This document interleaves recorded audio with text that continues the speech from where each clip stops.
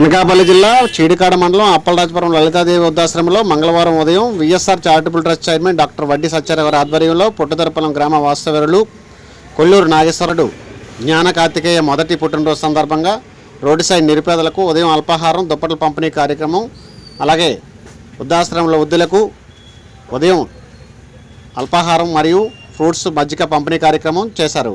మధ్యాహ్నం అన్నదాన కార్యక్రమం చేసి వారి సమక్షంలో కేక్ కట్ చేసి వృద్ధుల యొక్క ఆశీర్వాదం తీసుకున్నారు. ఈ కార్యక్రమంలో కుటుంబ సభ్యులు అందరూ పాల్గొన్నారు. ఆశ్రమంలో ఉన్న వృద్ధులు వికలాంగులు ఎంతో సంతోషం వ్యక్తం చేశారు.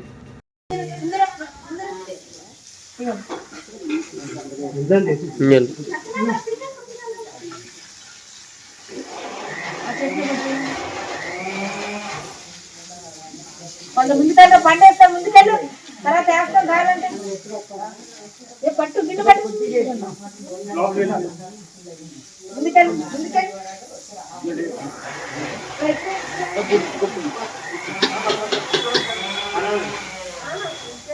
సరిపోదు కదా, ఇలా వచ్చింది బయటకి వెళ్ళిపోతాను.